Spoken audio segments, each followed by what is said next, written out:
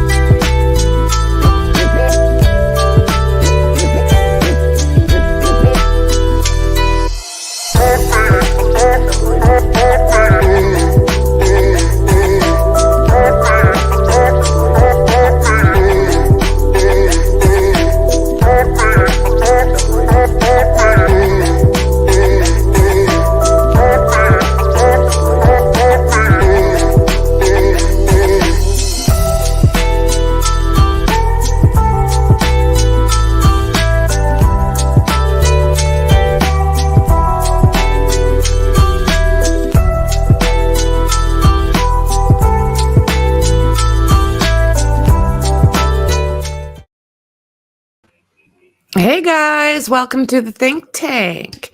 How are you all doing? Well, I have been doing domestic duties and researching, more domestic duties, more researching. So I need your guys on something. My hoodie came in today. Let me see, I'll just move this. But I need your opinion because I think I need to make the logo bigger. Where is it? I don't know. So this thing is a large, and it's not a very big large. So if anyone decides they're going to get a hoodie, they fit smaller than the size, but there is. I'll stand up. So this is the $27 one. So I put the logo up there, and it'll cover my butt. But yeah. And it's comfortable, it's soft. So I didn't know really what I was going to end up with. I thought, well, I'll try the most affordable one first. There's tie-dye ones I can add, and so why am I stuck? So what do you guys think? Logo bigger? Or is that how big you guys want them? Up to you. It's not stitched, but I haven't washed it yet, so I don't know. I don't know how it'll do. I'll put it in cold and find out. So yeah, let me know if you guys think I should just make it that much bigger, and I'll do that. There's a few different colors of these, so I'll make it a little bit bigger if that's what you guys want, and I'll put it on black. Otherwise, I still want to try a black one. So it's not the expensive one. It's, the $27 one.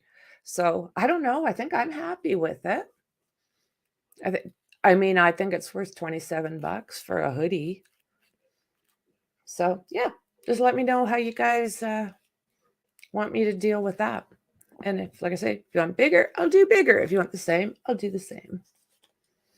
Hey, Daddy, how are you doing, friend? Welcome, welcome. We're just talking about out of the merch store. I just bought, my hoodie came in.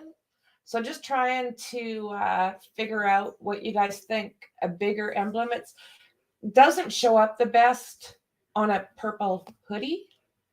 But yeah, soft, comfortable. For, like I said, the $27, I'm fairly happy with it.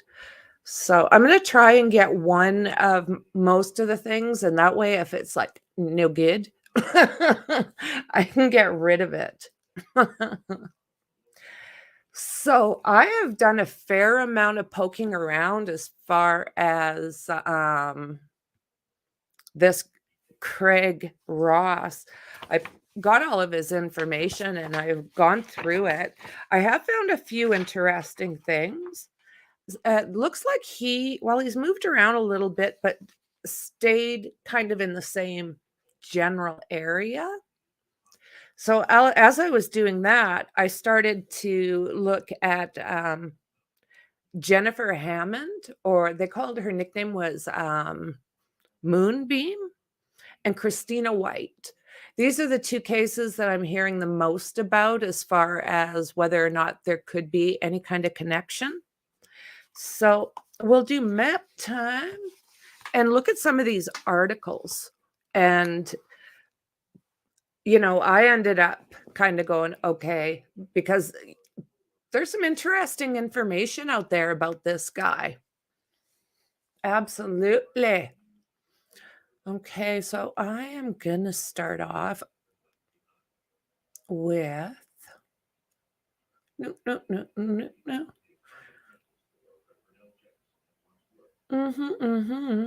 Okay, this is it. Hello, Dave. Good to see you, friend. So JLR has got a whole ton of shout outs. It's just like, whoa. Like major ones. He was even on TMZ. Like, okay. Oh, did you, eh? Oh, my word. I wish if I was in the US, I would love to be bombing around looking at some of these cases. It's just like, oh my goodness.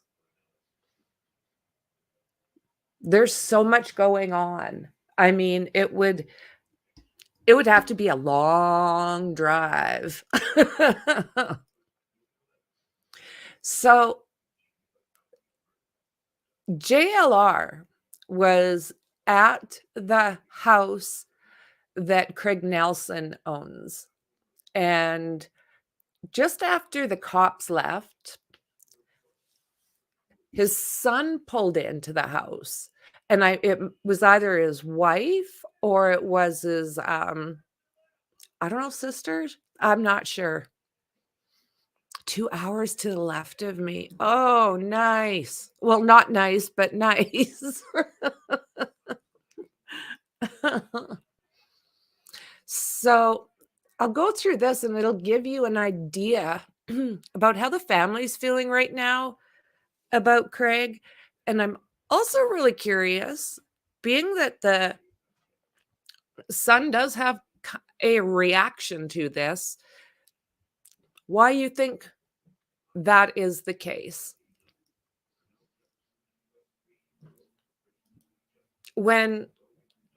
I'll look at this with you guys first before I start. So the son of Nelson Ross Jr., the suspect arrested in the case of missing girl Charlotte Sena, has slammed his father on camera. So we know that Charlotte Sena was found, thank the good Lord, or whoever your higher power may be. Lucky little girl, my word. So October 2nd, she was found, and that was after she disappeared right from her little roundabout from campsite A18. She just was doing that little loop and a 4-minute bike ride, and she was gone. The parents were looking for this little girl. Literally, it wasn't 15 minutes. Beautiful little girl, like, oh my word.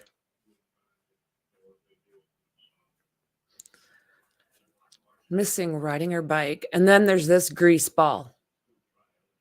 Minor injuries, yeah. Oh, you shouldn't be taking little kids. What the hell's wrong with you, Batman? Like, what? First degree due to the fact that there was that ransom note. He, like, totally raised his charges and then told on himself all in one breath. So, Charlotte Sena was riding her bike on September 30th with a group of children at Moreau Lake State Park in Saratoga County, 48 minutes north of Albany, but disappeared after doing that solo loop. She just asked, just one more. You know how kids are. Like, okay. Should be safe. So her parents, David and Tricia Senna, began looking for her just minutes after she was last seen. But Charlotte was gone and her bike was sitting there. She was found alive. Police arrested Craig and Ross Jr. and charged him. So police visited Ross's home in upstate New York on Monday, where his son Joshua was captured on video obtained by TMZ.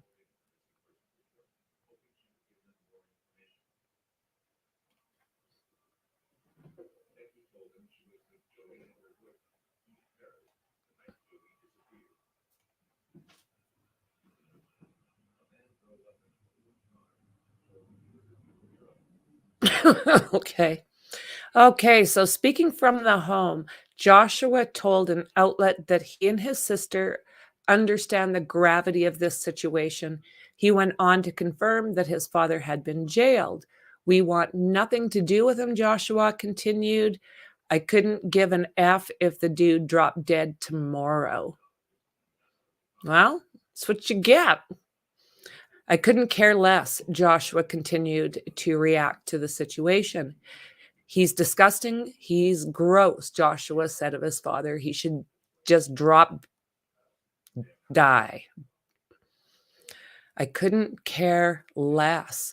Ross Jr., 46, was arrested and charged Monday, but the investigation is continuing.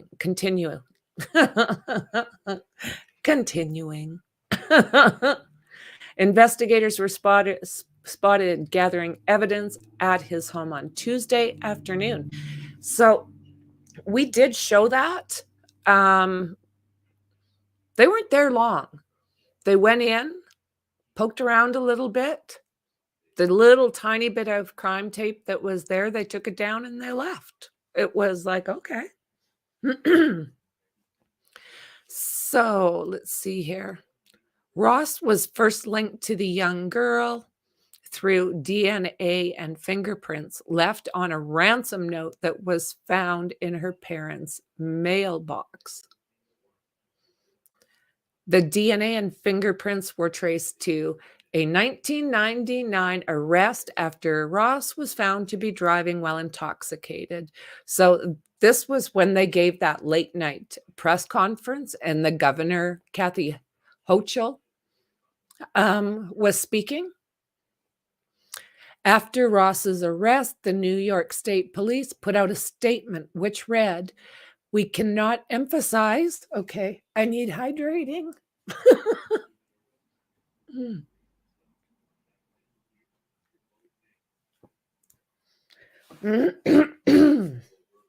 Okay, I apologize. So this is an active investigation. More details will be shared. Meanwhile, Charlotte's parents were relieved that she was found alive and safe. We are thrilled that she is home, and we understand that the outcome is not what every family gets. They are so lucky. That little girl is so lucky. A huge thank you to FBI, the New York State Police, and all of the agencies that were mobilized, all the families, friends, and community, neighbors, and hundreds of volunteers. So, yeah. Like, what was he doing going after a little kid like that? Like, what the heck is wrong with his being? Just unreal. So they call him a recluse. He's something. He's something. Hello, hello, hello. Fake channel. Bye. So let's see here. Yeah. And this is a thing. I'm glad she was found and somewhat unharmed. We go to Saratoga Spring for concerts all the time. Oh, is that right? Okay. That's what I was thinking. Oh, fair enough. Fair enough, Dave. Bonjour. I don't even know where to go from there.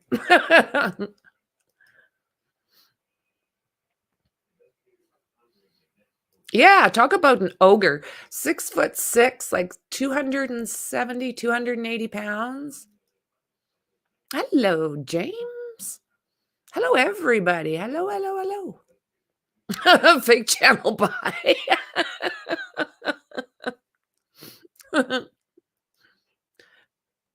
Yeah, it was pretty bizarre.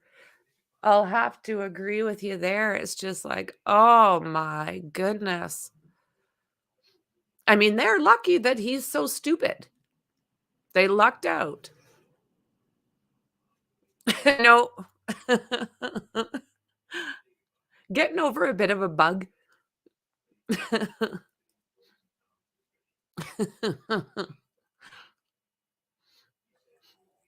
Yeah, when I was choking, I shut the screen down and went over and was like, "Eh." Oh no. This isn't a good thing. So maybe he doesn't have access to that property, doesn't live or stay there. Otherwise, I think they would have turned it inside out. Well, his kids are staying there now. And I do believe before that, they're saying that he went to his mother's, to that holiday trailer at his mother's because his MS was giving him trouble. So for whatever reason, he moved there. And you know what? There's more properties. This guy, I don't know. There's more. And some of the properties that he's gone through already are in pretty interesting spots.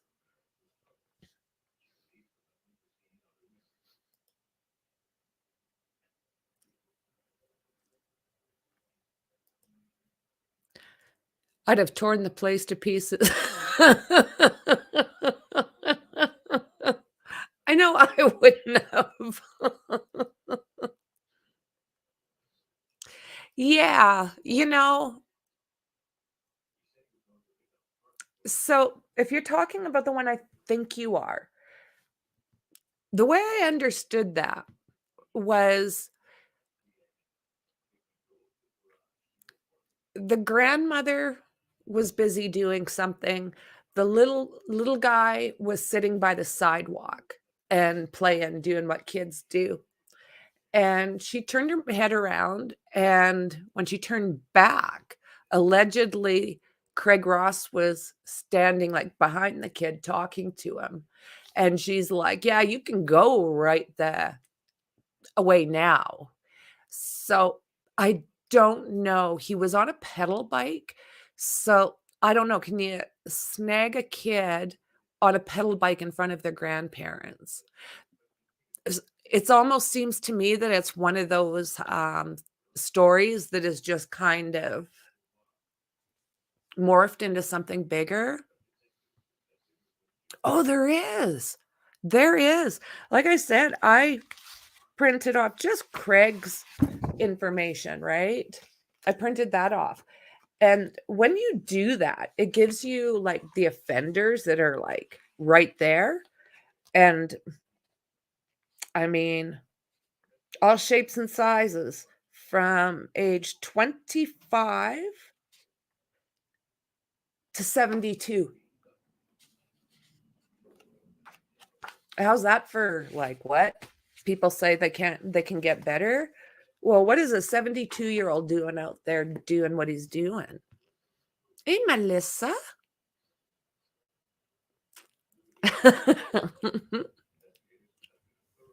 Hello, hello.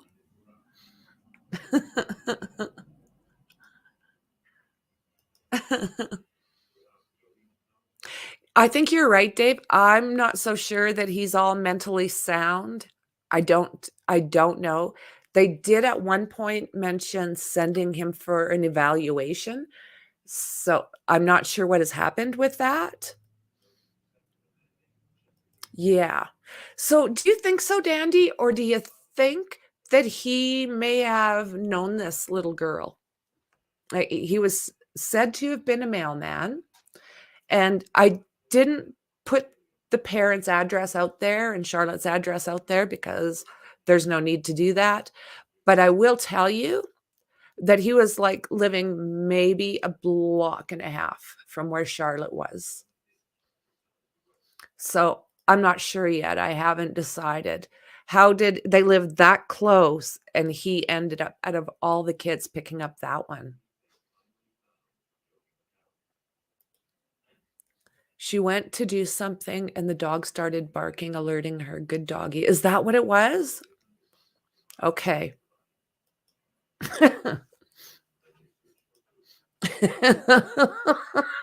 Well said.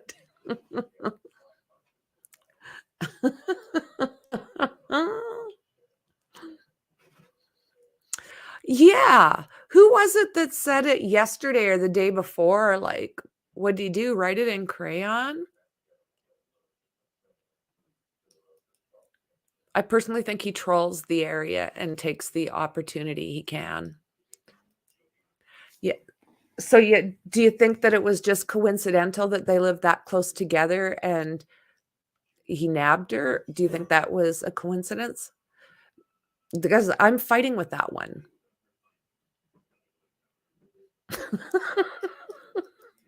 I haven't heard some of these. My word. So who is Craig Ross? New York recluse accused of hiding kidnapped 9-year-old in a camper cabinet. So Craig Nelson Ross Jr. has had run-ins, minor run-ins with the law before allegedly kidnapping Charlotte Sena. So who have we got here? Yep. I'm not playing Fox. 46-year-old New York man charged with taking a 9-year-old off her bicycle at Moreau Lake Park over the weekend has a minor criminal history and was living in a camper behind his mother's double wide. Craig Nelson Jr. pled guilty to drunken driving charges in 1999, forcing him to submit to fingerprint samples, which on Tuesday led to his arrest in the Charlotte Sena abduction. A ransom note, according to Governor Kathy Hochul, was stuffed into the victim's parents' mailbox. 4:20 a.m. Monday, as state troopers were standing guard, they took it, ran 2 sets of prints, and by 2:30 p.m., they identified Ross as their suspect. So, Ross's criminal charges were relatively minor until this week. Like, look at this dude. Much? Ross was arrested on September 28, 1999, received a conditional discharge the following October for a DWI case after pleading guilty, paying $325 in fines, according to court documents. His driver's license was suspended for 90 days. On April 2017, New York State Police arrested him on a misdemeanor charge of criminal obstruction of breathing, according to a contemporary police blotter report, the Saratogan, a local newspaper. So what do you guys think of that? Misdemeanor charge of criminal obstruction of breathing. So what? Oh my word. Was that you? Yeah. I mean, 1000%. 1000%.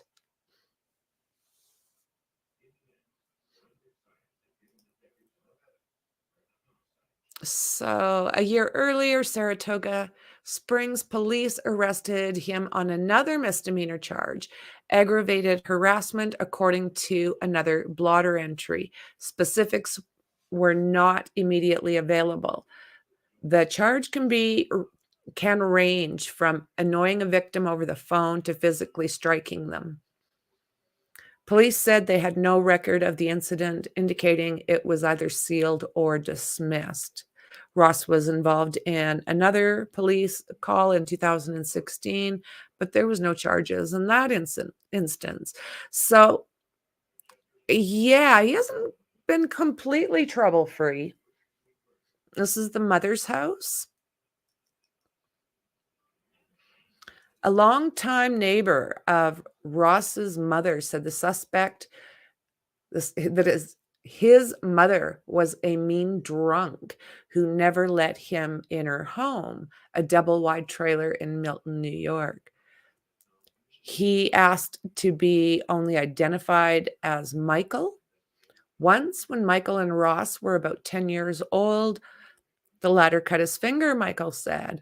I told him you better go to your mom for a Band-Aid. He said she wouldn't let him in, and he took this big boulder and smashed it against the door and kept smashing it. Tempa. She opened the door only to hand him a Band-Aid and sent him packing. They went to Michael's mother's to clean him up and put it on. He said Ross's mother did not immediately respond to calls or messages seeking comment. Ross eventually became a recluse, and that he had seen him so infrequently in the last years that he didn't recognize him with the beard in his mugshot.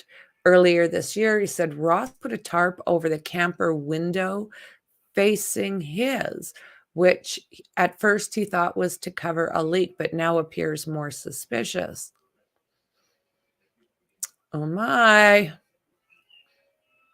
Like, look at how they were dressed going in there.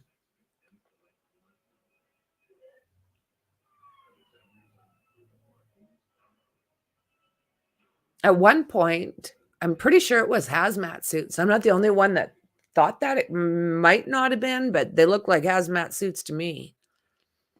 So the suspected napper left for what Michael presumed was for work before 5 a.m. He did not know what his neighbor did for a living. County authorities said they have no additional felony records for Ross beyond the new kidnapping charges. He went through 2 divorce cases, and he also sued a woman in 2019 over a car crash. But court records show that both sides agreed to drop the case. Tuesday, investigators in Tyvek jumpsuits were seen removing boxes of evidence from the camper, which was parked behind his mother's trailer in Boston Spa, about 23 miles south of where Charlotte had been abducted days earlier from a trail at Moreau Lake State Park.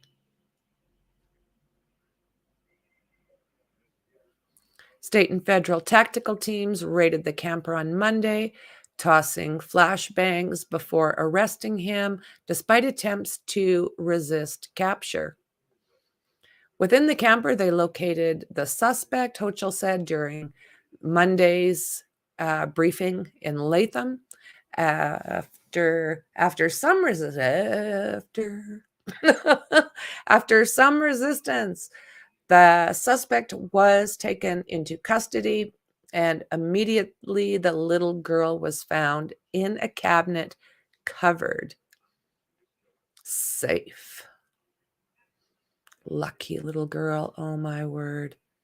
State police had issued an Amber Alert on Sunday, warning that she had been abducted and likely in danger. Canceled it 2 days later when she was reunited with family at the hospital.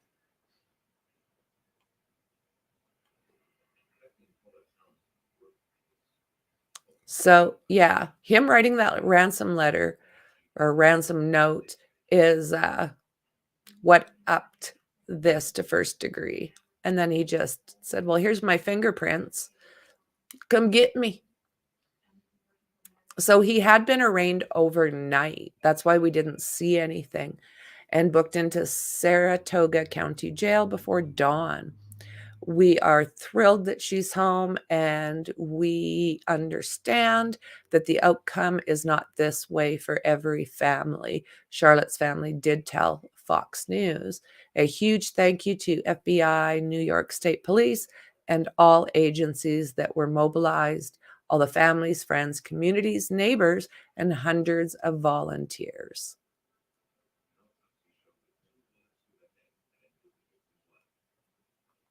Wow.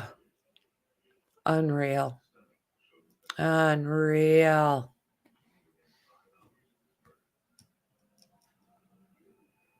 Oh, so creepy.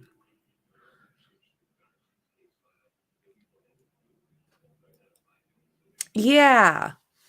There was a grandmother that was very uncomfortable when Ross allegedly rode up on his pedal bike and started to talk to her very young grandson, told him to go away. I think that might be the one that you're talking about. That's what I'm wondering, Perry. Was that the way he did it? Was put something over her mouth? So, that's about the only thing that I can really think of. I still have it in my mind that, he took her from going from the road into that site. That's just how I mean, I could very easily be wrong. It's just a guess.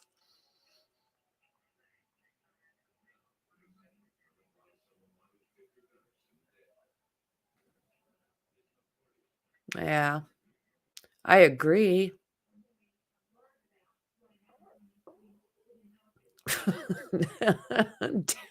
Daddy. Doesn't mean you grow up to be a creep and kidnap kids because you had a bad childhood. Plenty of people have. Oh, yes, absolutely, friend. Yeah. Oh, was he in his Ginch? Ugh.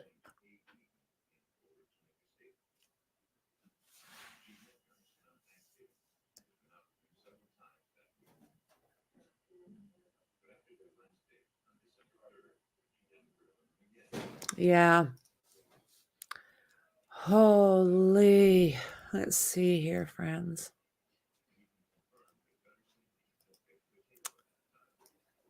Brutal. Want to know what to know about Charlotte Sena's alleged captor, Craig Nelson Ross Jr. Now, in this article, I'm pretty sure this is the one where I read a couple of things that did catch my interest. So the mugshot showed a scraggly bearded man with thick strawberry blonde eyebrows, bushy eyebrows, and a receding hairline. Pictured was Craig N. Ross Jr., a Saratoga resident, arrested the following, 48 hours after taking Charlotte from Moreau Lake State Park. So the man's name gained international attention hours after Charlotte was found in the cupboards in a camping holiday trailer in his mom's backyard. Charlotte was safe and seemingly unharmed.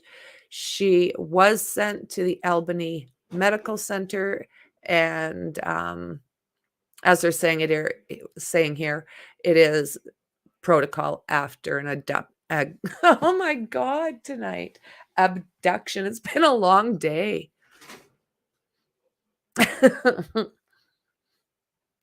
So the 46-year-old male suspect, Craig Nelson Jr., Ross Jr., is still being questioned. Well, was at that time. And they're saying here that more charges are likely to come in. Not much is known what motives led him to abduct Charlotte during a Monday night press conference. Officials, including Hochul, did not respond to multiple questions on the matter. Some details regarding his life have surfaced.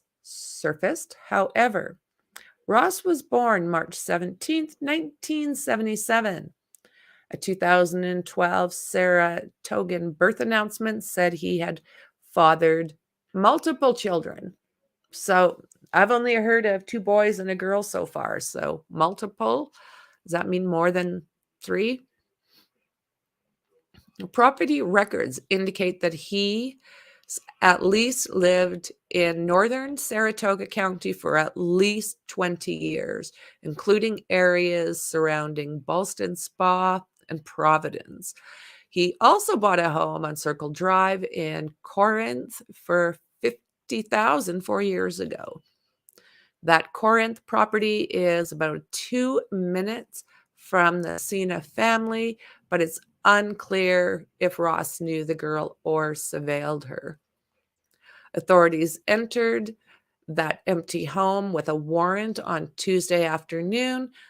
Additionally, investigators are still seeking out any video evidence of Ross that exists between 6:15 and 7:15 p.m.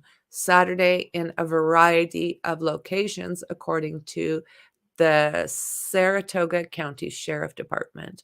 That whole route back, they're looking for cameras, that whole route back to his mom's. This is not his first bout with allegations levied by law enforcement. Recently, according to Brendan J. Lyons of the Times-Union, Ross was the subject of a state police probe over the summer regarding since-dropped allegations that he once SA'd a 12-year-old female family acquaintance. This is what they're saying. There's been no charges. There's been nothing. But these allegations are floating around, and they have been for a while. In my personal opinion,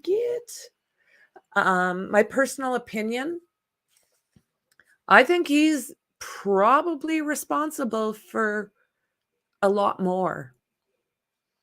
Now that we know that he's in the system, I'm sure they're going to check everything. And I hope that they take a better look at Jennifer Hammond and Christina White. They went missing and were later found unalived. In the early 2000s, this happened. And I'll show you during map time this little area that really makes me question, the validity of whether or not he had access to these girls. So such allegations haven't yet been independently verified by the Daily Gazette family of newspapers. Okay, then. State police have confirmed that Ross was arrested for driving while drunk in Saratoga Springs, 1999. That's when he got his fingerprints taken, that got him caught this last time with Charlotte. His camper was located behind his mother's house in West Milton. Both federal and state SWAT teams were sent in to save this little girl. So he has a preliminary bail hearing set for October 17th.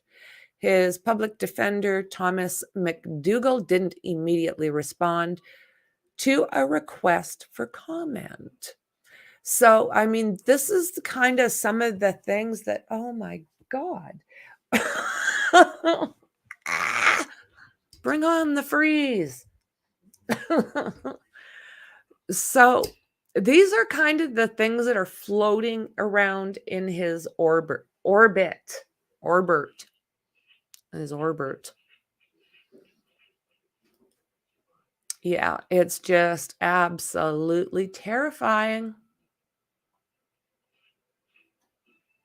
I know. I cringe when I think about what he may have done to her in the time he had her, and I don't know if this hasn't been verified by me, but I have read it a couple of times that when she was found in an adult sized sweatshirt. So, I hope that that's just rumor, not fact.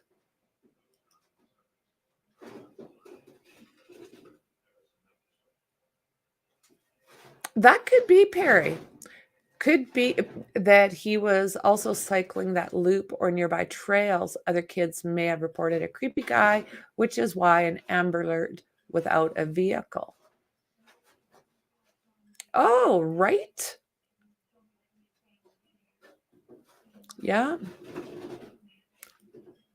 Good day there, Douglas. Good to see ya. I'm gonna say good day, mate. But I don't do accents very well. That was my big impression.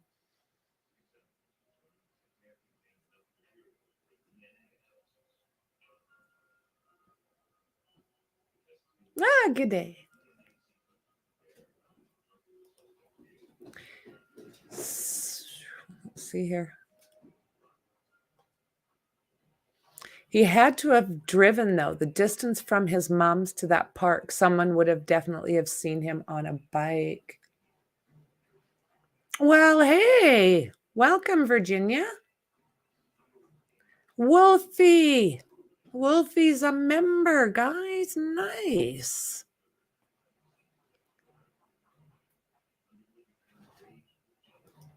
It is just absolutely the best possible news ever.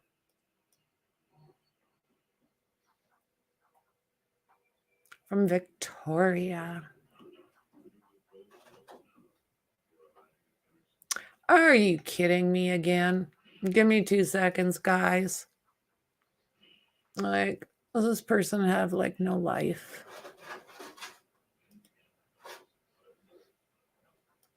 Or is it a bot? Oh, look at you. Both you little mofos can go away now. Zap? Like, are you kidding me? Band me, please. Bye-bye.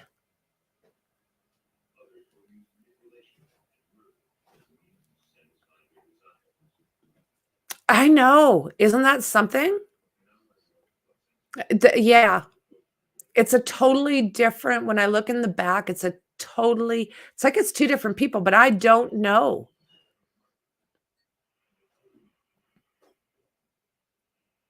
Oh, whoa. I find that a lot with fires. They burn down all the bush, and then once the bush is gone, it starts to rain, and there's nothing to slow down that water.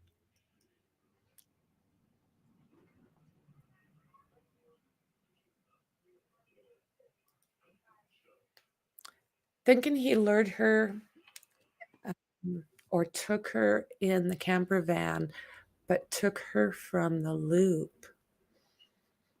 Yeah. Sounds great, Wolfie. Sounds great. Thanks for stopping in. And yeah, welcome to the fam. Love to have you.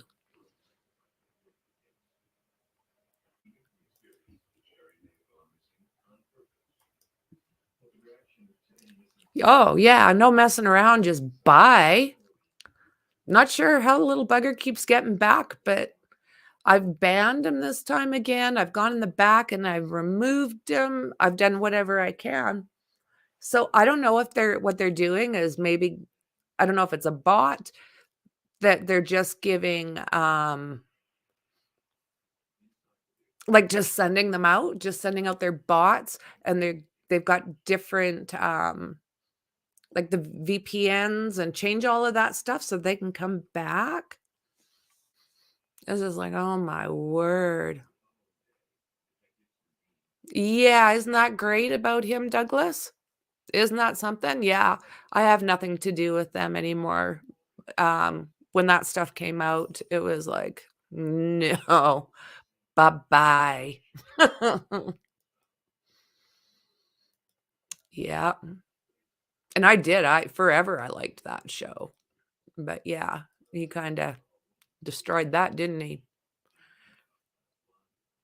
So, yeah, this is where they're saying that they went into when they say the suspect's home, it's that footage that is, I do believe at his mother's, the holiday trailer. Live video from outside the Milton, New York home of Charlotte Sena's alleged abductor shows state police returned Tuesday morning with search warrants and hazmat suits. Authorities appear to be searching the Yeah, you see, it was hazmat suits. house and the camper that Craig Ross Jr. shares with his mother. The footage from independent journalist Jonathan There's a boo-boo there because he lives in the holiday trailer and she lives in the house. Lee Riches shows at least 7 police cars lining the driveway and road outside the Ross residence, where the accused kidnapper lives with his elderly mother. Ross was arrested Monday night after police found Charlotte in the trailer. Several investigators wearing white hazmat suits were seen walking the property. Really makes you wonder, what did they find that they're wearing hazmat suits? Ay, ay, ay. Searching for clues. They were also inside the camper, where police allege Ross hid Charlotte in a cabinet. The video also shows police tape lining the grounds, as well as large portable lights indicating forensic teams could be at the scene well into the night. Yeah. And there's that. Yeah, Tuesday morning with search warrants and hazmat suits. So he doesn't share the house with his mother. She didn't really like him to go into the house, so he had that. The footage from independent journalist Jonathan Lee Riches shows at least 7 police cars lining the driveway and roadside outside the Ross residence where the accused kidnapper lives with his elderly mother. Ross was arrested Monday after the police found Charlotte in the holiday trailer where he lived, not the ma, not the ma. Several investigators wearing hazmat suits were seen walking the property searching for clues. There was also inside the camper where police allege Ross hid Charlotte. So we've watched this video.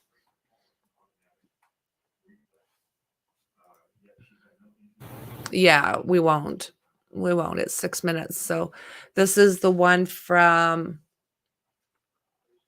I don't know if it's from yesterday or the day before that one, but it is in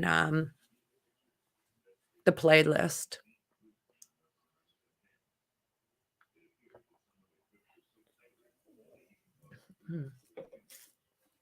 So let's see here. Yeah, portable lights. It was unclear what police were specifically looking for, though they previously said he would likely be charged with additional crimes. Riches did shoot some footage of Ross's mother, who was seen sitting inside a parked car reading the search warrant officers presented her with. Charlotte's case has captivated the nation after the young girl went for a solo bike ride at the Moreau Lake State Park in, do I say that right? Gansevoort on Saturday and never returned. And she has since been returned to her family. Unreal. Lucky, lucky little girl. Hey, Kathy, good to see you, friend. Good to see you.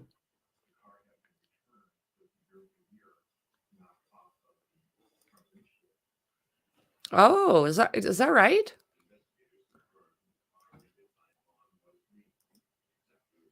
No, no, you're all good, friend. We still got a little bit to go through here. Yes, absolutely. Absolutely.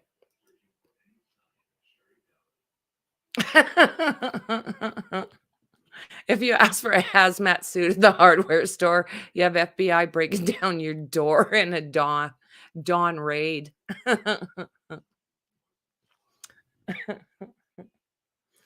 Okay, so we're gonna talk a little bit about a couple other of young ladies who went missing in the early 2000s. We touched on this briefly. So let's take a look at them for a second. So this is Jennifer Hammond, and they called her Moonbeam, and I am going to assume it's because of that bright, bright smile she's got. So believe it or not, let's see here. She is older than she looks. 1985 she was born. 5'2", 110 pounds, hazel, tattoo of a peace symbol surrounded by a ring of fire on her right hip, alias Moonbeam. So Creek and Pines Trailer Park is where she stayed, and we will take a look at this. It's under a new name now, but the buildings are still there. So she was last seen in the latter part of August 2003 selling magazines in the Creeks and Pines Trailer Park in Ballston Spa, New York. She failed to appear at the designated pickup location with her employer, Atlantic Circulation Incorporated. Jennifer is originally from Littleton, Colorado, and made arrangements for a bus ticket from Albany, New York to Colorado. The ticket was never picked up, and her belongings were left behind in an Albany hotel. She had made no contact with her family since August in 2003. On October 25th, 2009, her skull was located in a wooded area off of Lake Desolation Road in the town of Greenfield in Saratoga, New York. So if you do have any information, please do call 518-885-6761. You can also, as always, dial that 911 or New York NY SVICAP at troopers.ny.gov. Just brutal. So there's not a whole lot of information on these young ladies at this point, but we'll definitely look at what we've got available right now.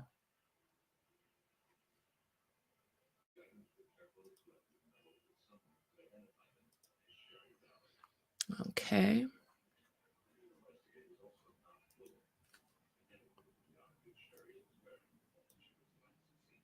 I don't know sound.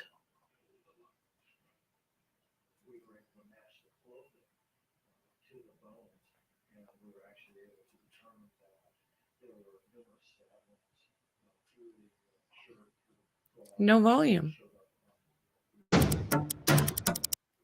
Alrighty, okay. So Greenfield, New York, Wednesday marked. So this was back in August, so the 31st. Wednesday marked the 20th anniversary when then 18-year-old. See, she doesn't look 18, does she? Jennifer Marie Moonbeam Hammond was reported missing in 2009. Hunters near Desolation Road in Greenfield found human remains which were confirmed to be that of Hammond after DNA analysis. The Saratoga County Sheriff's Office is now asking the public for any information amid the anniversary of her disappearance. According to New York State Police, Hammond was last seen selling magazines in the Creek and Pine Trailer Park in Ballston Spa. She didn't show up to be picked up by her employer, and we know she did not take that bus ride home. So after her skull was found on October 25th, 2009, the case was ruled a homicide. And again, that phone number, 518-885-6761. Okay. Just heartbreaking.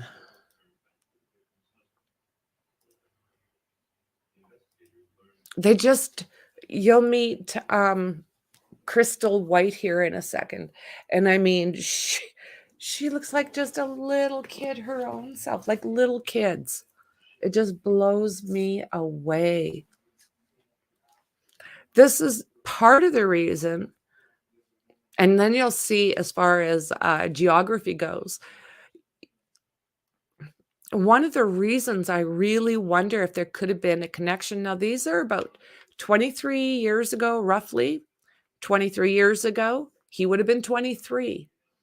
And there's just a lot of correlations. I'll take a boo. So if you are new, don't forget to hit that subscribe and smash that thumb for me. Would be greatly appreciated. Come join the family. Good night, JJ. Have a good night, friend. Thanks for being here. It's 14 o'clock for you, 7 hours ahead. Oh, right? Some people don't have critical thinking skills, and it shows.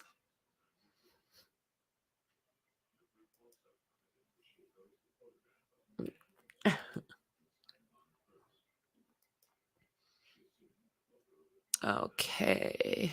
I'm going to do this for a second.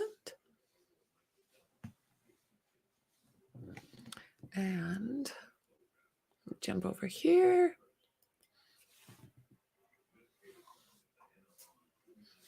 So let's see here. I'm bringing a mystery that I think about a lot to this community today. So this is a Reddit post that was put in about a year ago by You Bay Leaf and Soup.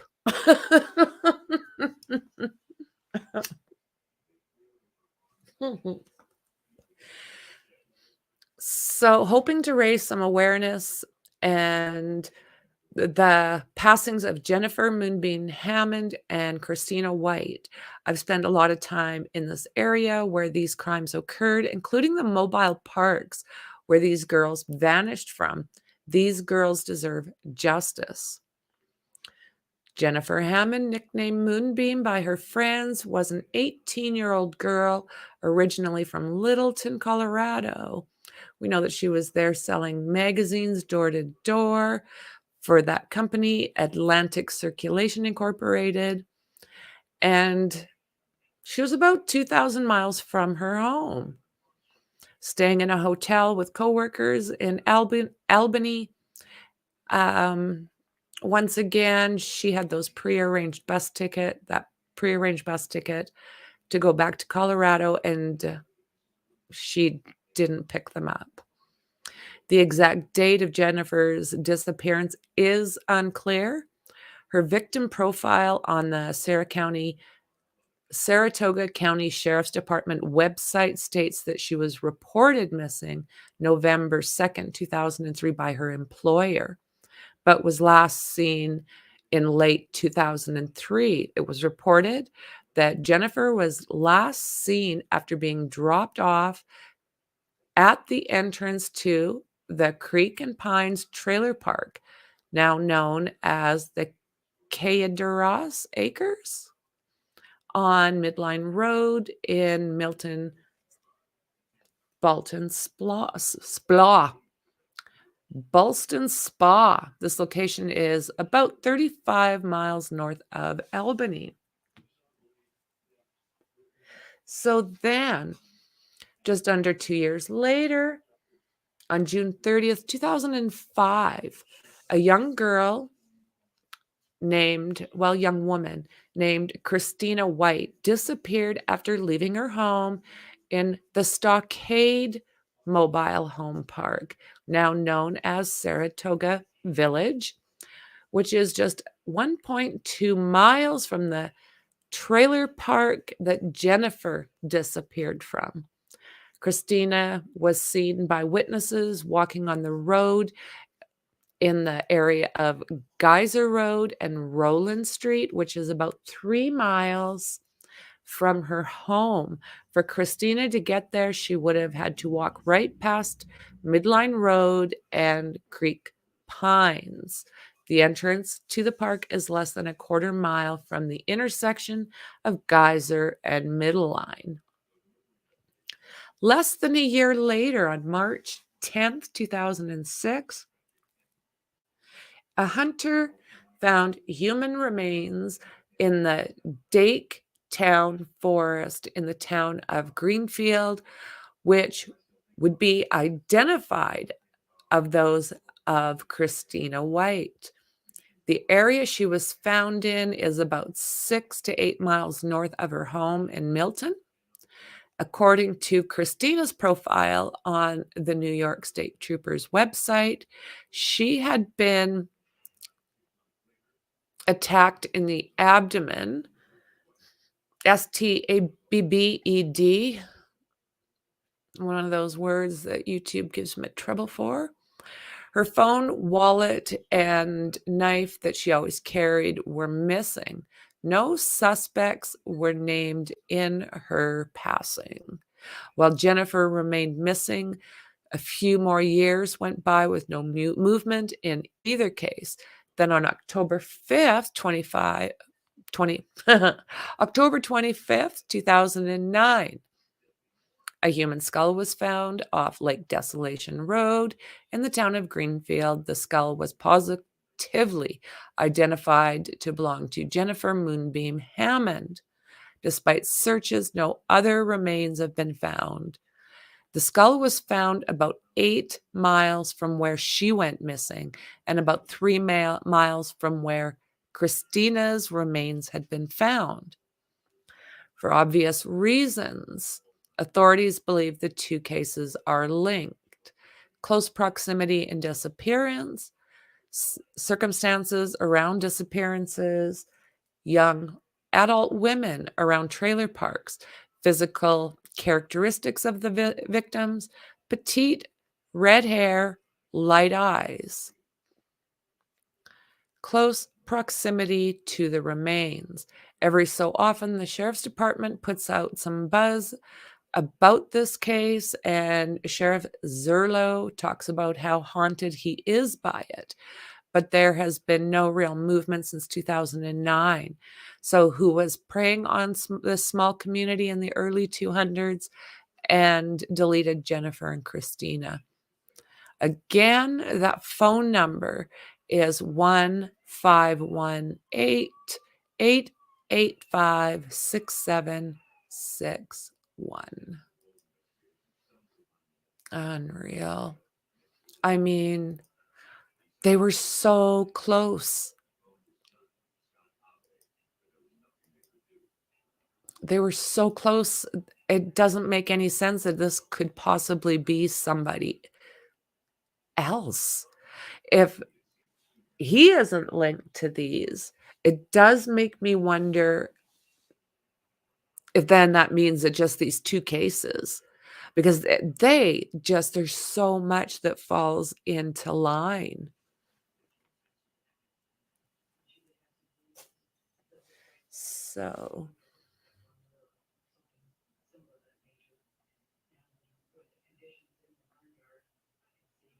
let's see here. Okay. cases of Jennifer Hammond and Christina White are plain to see. Both girls were close in age, 18, 19 years old. The county saw two homicides close together in the 2000s. The similarities between the cases of Jennifer Hammond and Christina White are plain to see. Both girls were close in age, 18, 19 years old, both white females, and both.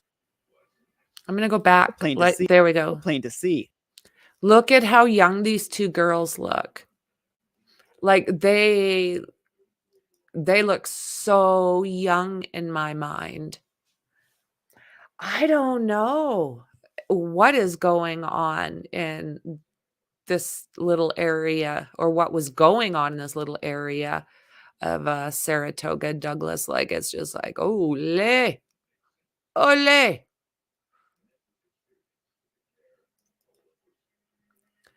Would still expect them to be taking number plates and a couple of decent cameras so they could look back on visitors. They have to be prepared for potential contact. Yeah, they do, don't they, Wolfie? And oh my word.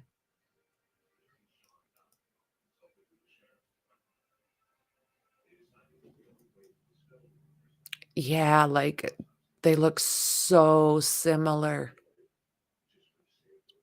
And they don't even look 15. It just blows me away, guys. Both girls were close in age, 18, 19 years old, both white females, and both last seen in the area of West Milton. Around 20 years later, the Saratoga County Sheriff's Office is still looking to identify the people who caused the crimes. All the original evidence still on file. We'll look at financial records. We look at security. So I'm really, really curious as to, I want to start digging around there a little bit and see what else could have been going on, because for as many that make the news, there is a big handful that don't. Security records. Keep in mind, you were talking about 2003 and 2005, so technology wasn't as pervasive in everybody's life as it is now. Matthew Robinson acts as the investigator for the two deaths. The chances of solving these cases with new information are slim, but never none. We never really stopped working on them. As we can generate any kind of information, we'll go out and address that and see if we can go anywhere with it. Cold cases even older, such as that of Pam DeVizio, are still considered. Pam's sister Tina responding to News 10 with this statement.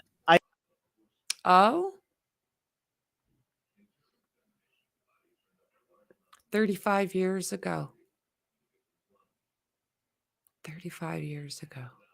I've been praying for the past 35 years that some of those questions would be answered, but nothing has happened yet. The only thing that will provide closure is getting answers. For families like these three, investigators in the county will continue looking for leads. We're going to keep working on them because they're extremely important cases. There's families who are missing loved ones, and they're serious incidents. It's not like a minor issue. Reporting in Saratoga County, Anthony.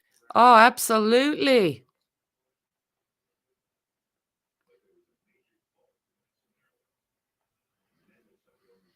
Okay, let's see here.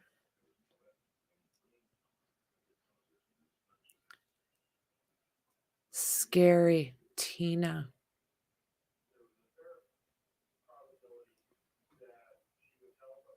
Yeah, these are not minor issues at all.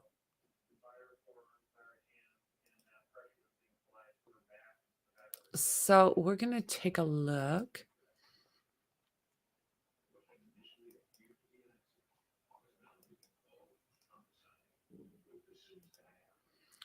So this here is Christina White.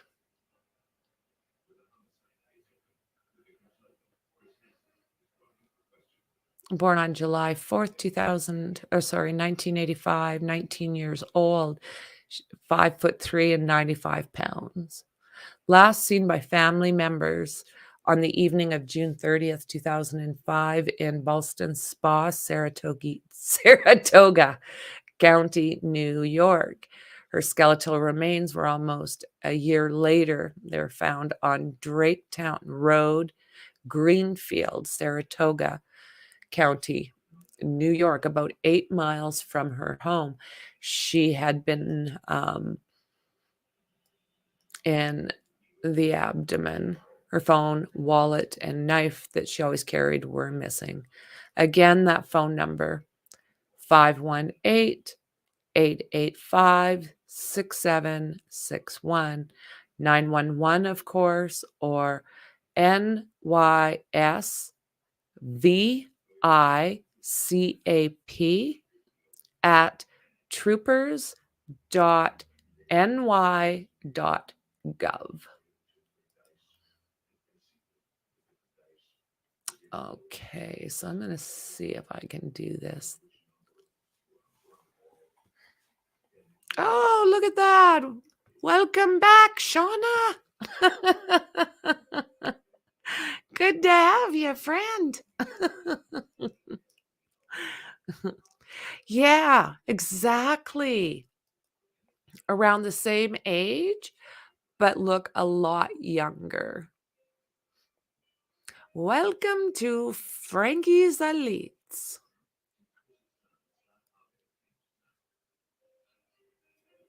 Yep, love that color on you, Shauna.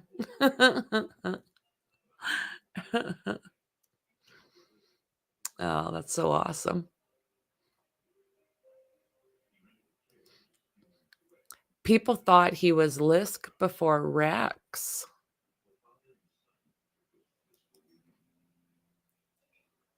I think you're right. Yeah.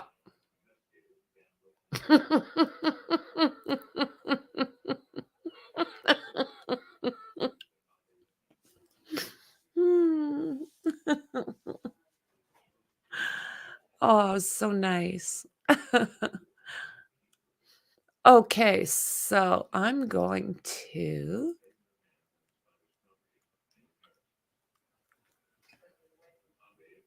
do this.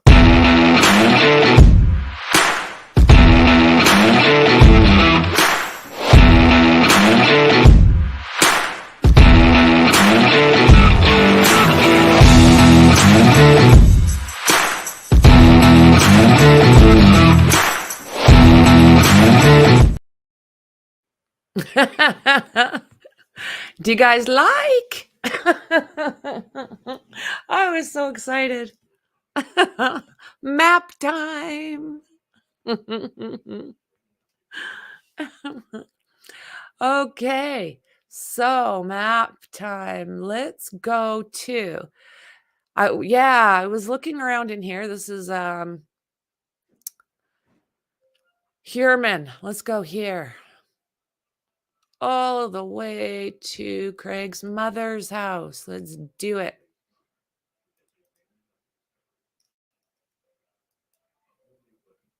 There we are.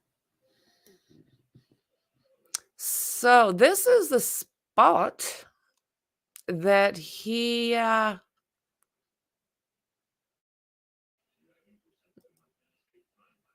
took Charlotte.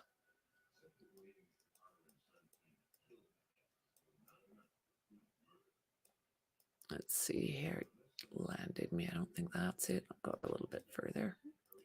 Down, down, down, down, down. Yes. Okay, so right here is 2132 Barrett Road.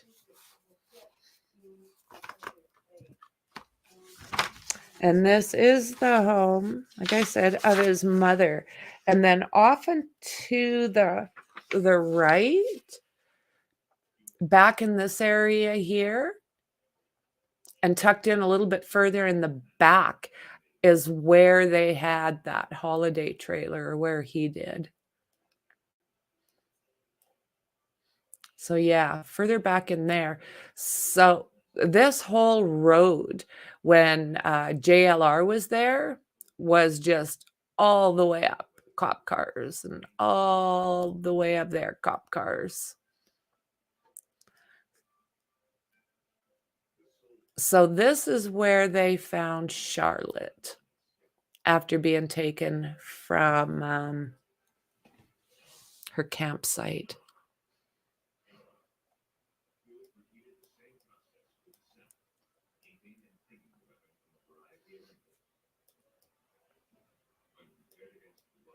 Very lush.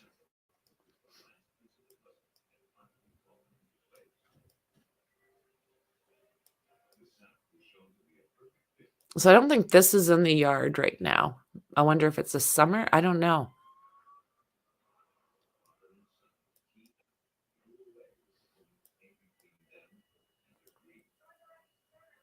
Okay.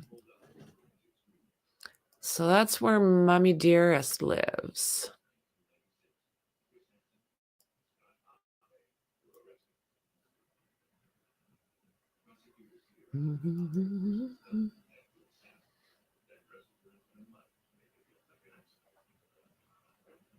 Okay, I'm trying to get out of there.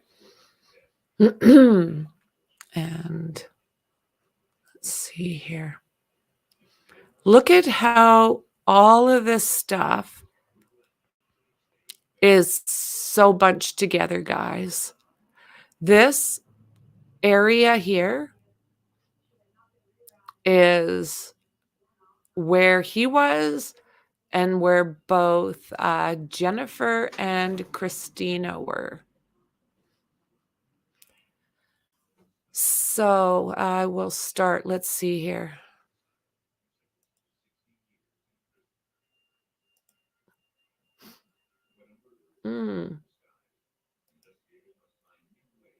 Okay.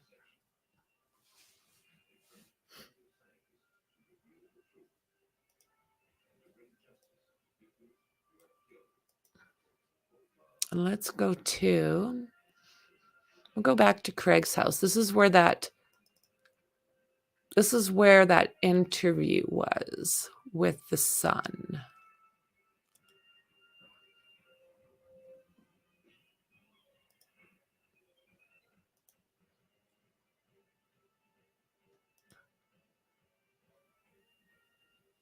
Some of these properties are tucked in the back. So the best I could tell,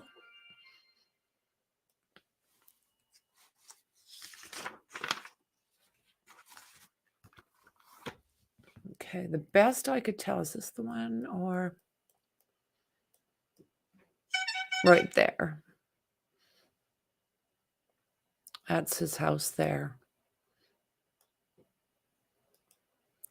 And this is where, when we were watching JLR here, the son was talking through the screen here.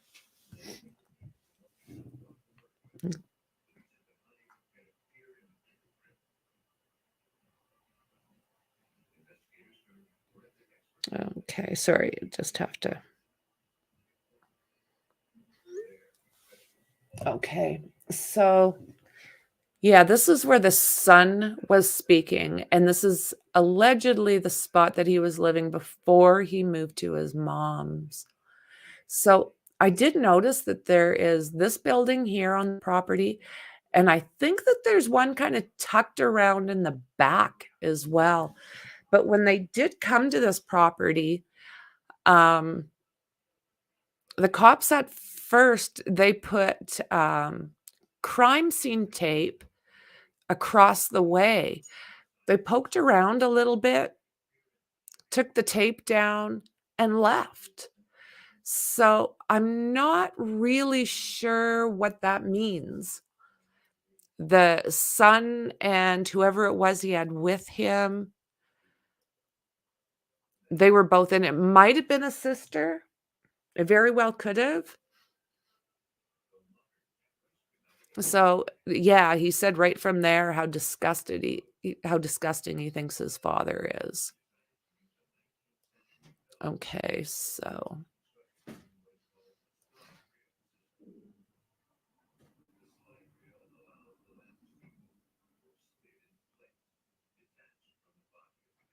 I want to. So I'm going to go here for a minute. This is the trailer park. Go over here. So this is where Christina White stayed.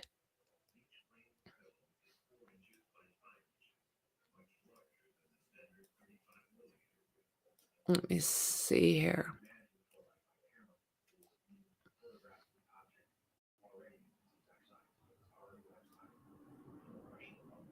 And there it is. It's across the street.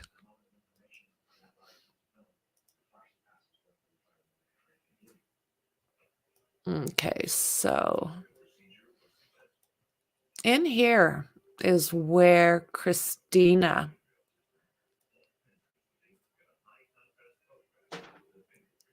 was staying or last seen.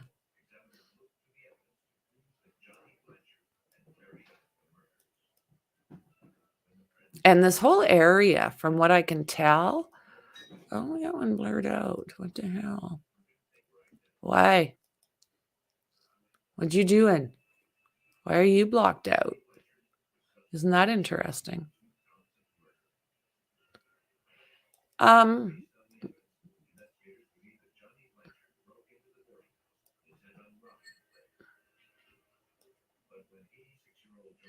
Okay, that's just caution tape. It's not cop tape. And for some reason, this one here is blurred out.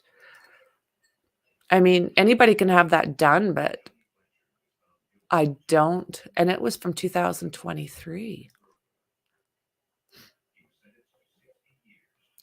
No idea what's going on there. So it's a decent looking trailer park. It seems clean, well maintained. So yeah, this is the last spot.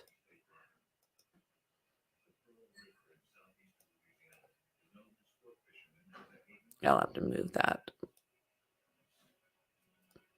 So now with that said, let's take a look.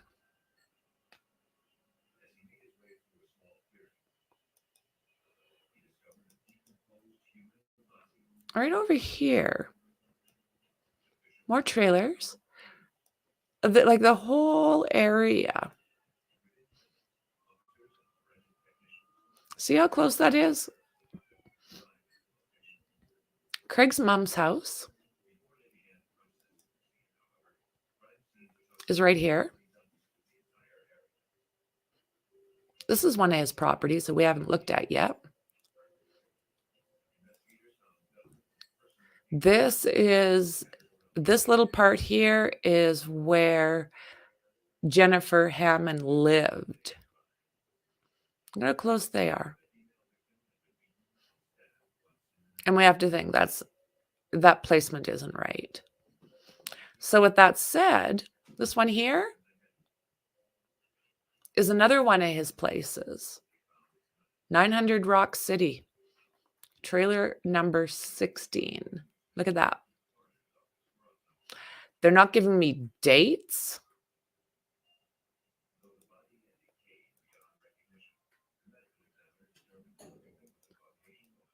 But just around the corner.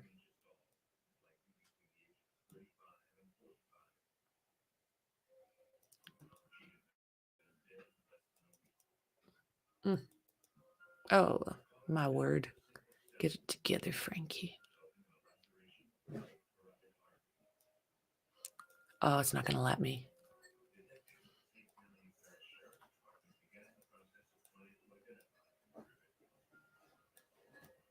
So this one here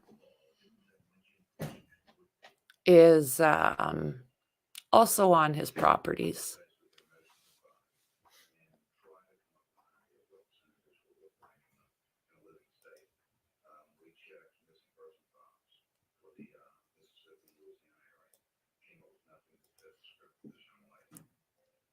Okay.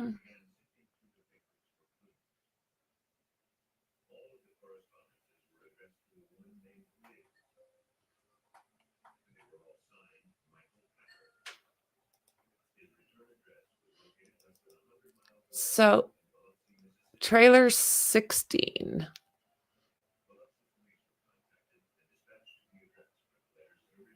I don't have the dates. I have not found the dates yet. So there's also this spot. So they're showing, records are showing that he lived there as well.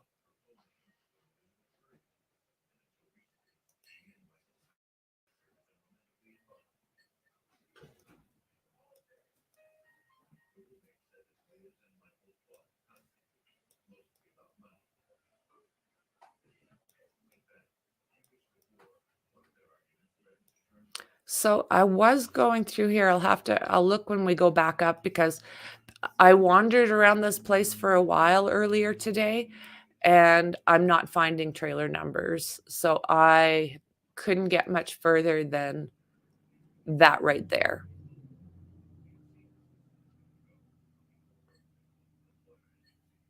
So is that his?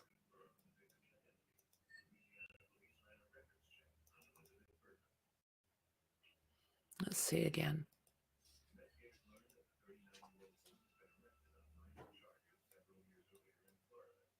So that's what it's showing. But I'm not going to say 1,000% that that is the one either.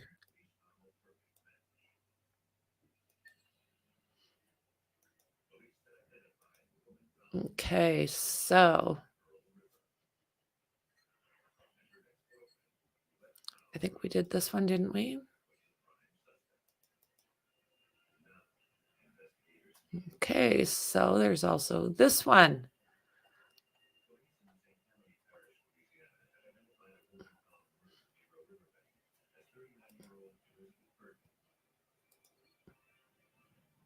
So this is almost like, I don't know what you call them, if you call them condos or... Oh, come on. Aren't you taking me there? No street data available there. How about there? All right. So I think this is the one over here. We'll take a little look again, but it's timing out. Sorry, guys. I tried to save it for very last so I could get my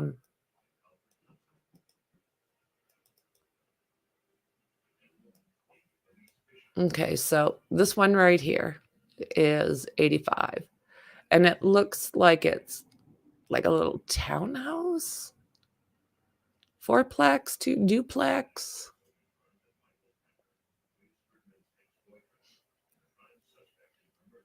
So again, it's going to be, I still have to track down the years and see what I can find.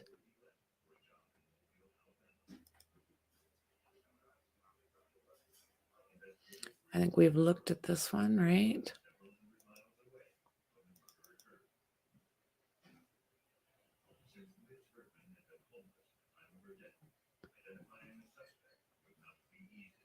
Let's see here. Okay, this is another one that I had a really, really hard time getting a look at in there. Like it is tucked back, but this is another one. And he bought this in 2014 and still owns this property. So that's two. And then I'm not sure which is the third, but as far as I know, there's 3 of them. So yeah, he's tucked in the trees here somewhere.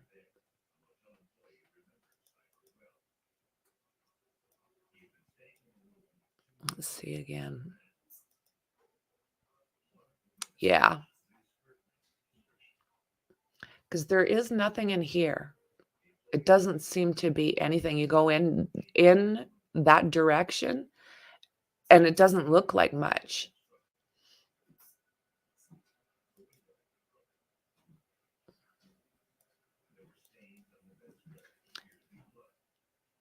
So we're looking for 109. And like I say, it's kind of tucked back there. Like it's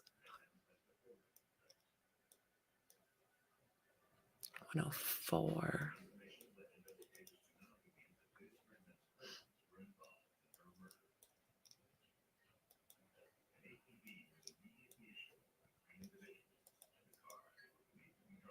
$108.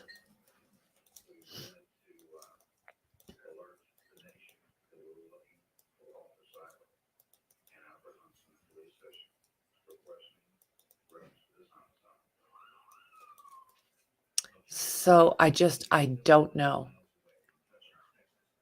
It's sucks when there's like no numbers on anything.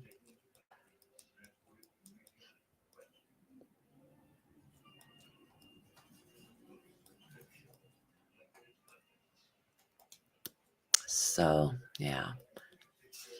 So, what we'll look at now is okay, we've got an idea where the girls were taken from.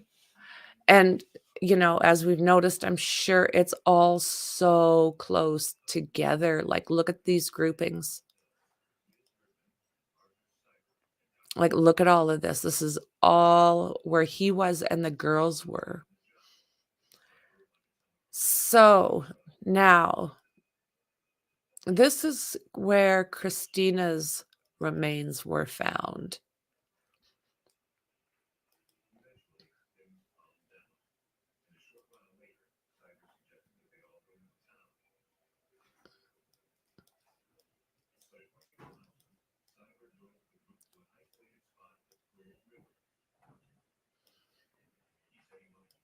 Again, she was found by a hunter out in this direction.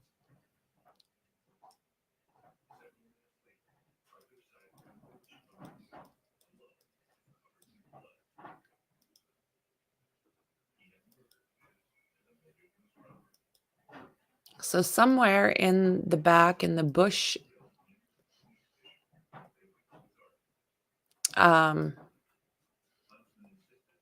look at it. So somewhere in that area, she was found only 8 miles from her home. So then you look over here. Look at that. Look at how close that is. And this is where Jennifer's skull was found. Again, by a hunter.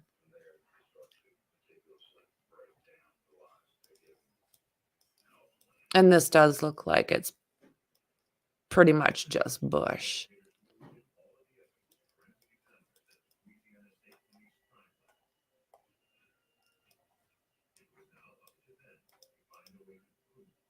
No.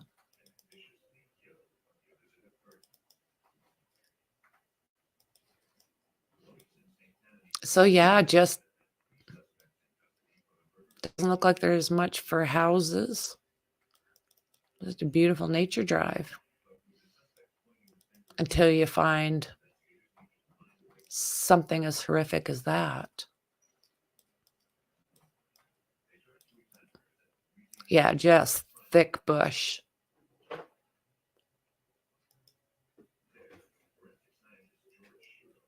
Look at that, just barren.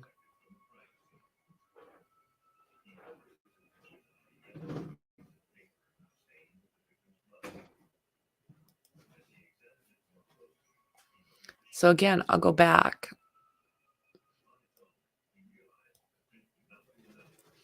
Look at how close everything is. And in amongst all of this chaos is Craig's mom's house, other places that he's lived. Even look at this one out here. I want to look around there and see what else could have been going on. So just out of curiosity, I measured how far from Rex.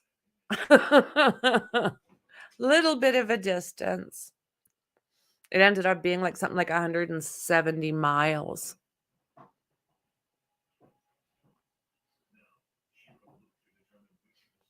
So I'm finding it all really interesting. I'm going to keep my eye on this and see if anything else comes about.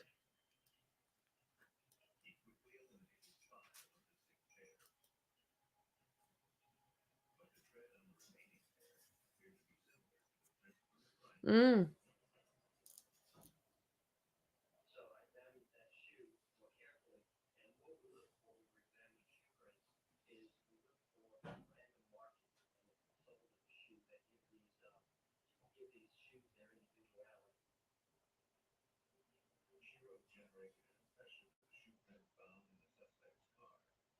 I'm just going through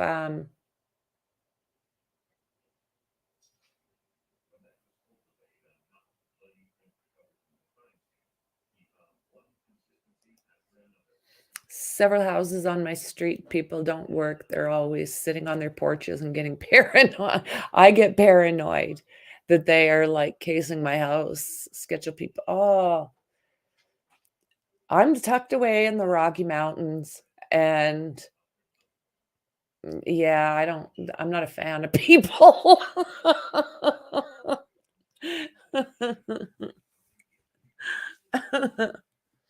Yeah, that's exactly what I say, friend. Like, how do you shut that down? Like a lobotomy, because nothing else does anything. Oh, my sugar gliders are waking up. They're going to be demanding food. So, yeah, it is bloody scary.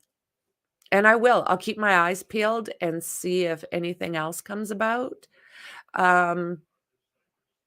There's a little bit that came out today about Suzanne Morphew. One of the articles out there is saying that she may have been preserved well enough to maybe be able to find a COD. Let's hope. Let's hope. I found that. I mean, it could be a blessing. It could be a blessing for her family.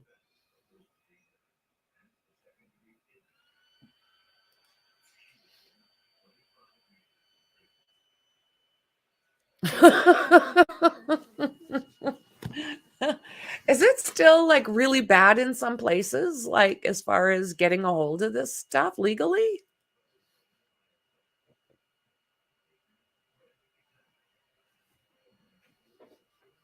Yeah, I mean, it's legal in Canada. Yeah, this is the thing. Like, we all know how long this stuff stays in a person's system. So when they start, you start doing all of these different P tests and what have you, it's like it's not cool because that stuff stays in our systems for like a month.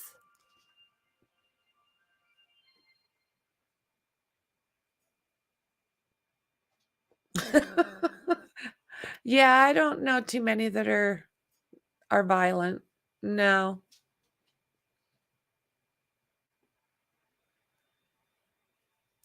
Oh, Wolfie.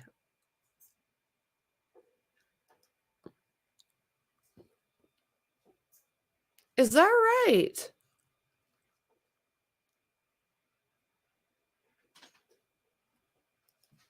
I'm gonna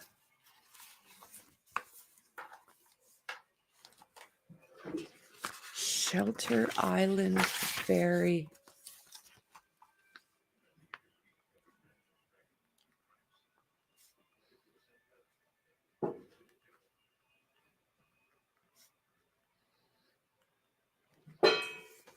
I'm gonna check it out, friend. Okay. I appreciate that.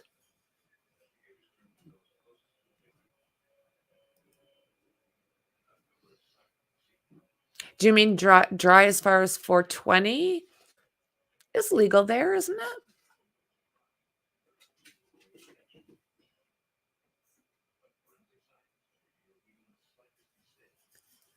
Okay. Okay. I had before it was legal in Canada, that's what I had, was a medical card.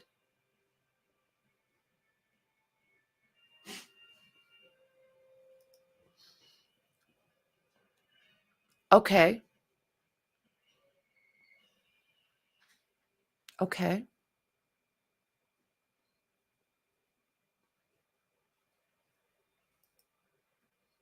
Oh my goodness. And then I heard something today where they're starting to say maybe like with Rex that it's a group of people, it's like, oh no, no.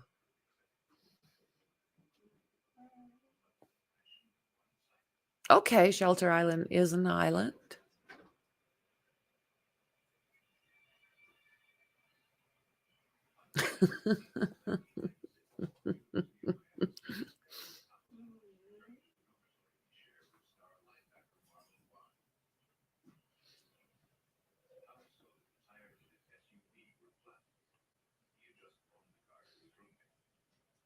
Yeah, do you know what? Isn't that funny? It's the same here, Dandy. Like, you would think in the middle of the Rocky Mountains that it would be humid. It's dry. Like, it is so dry. I was shocked. I expected it to be, oh, chinchilla's going wild. I expected it to be like moist.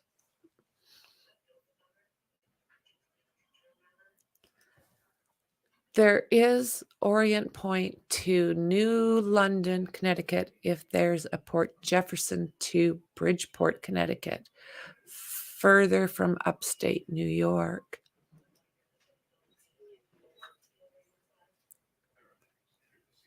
Yeah, I'll start bombing around on the maps a little bit more. And I want to see what else I can find. I'm also really curious about looking to see if there's more victims. It's a lot of times it's a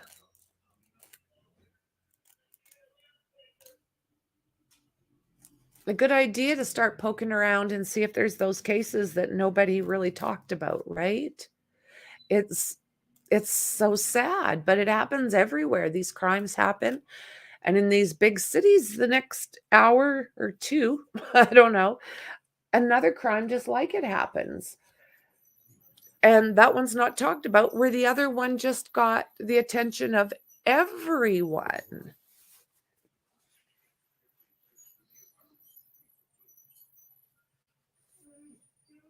Oh, you're okay.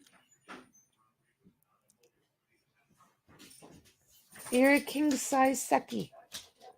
You're a king-size suck. Well, I have a few things I have to get up to yet tonight. So I appreciate everybody being here with me. Absolutely. Welcome to a couple new members. Yay, yay.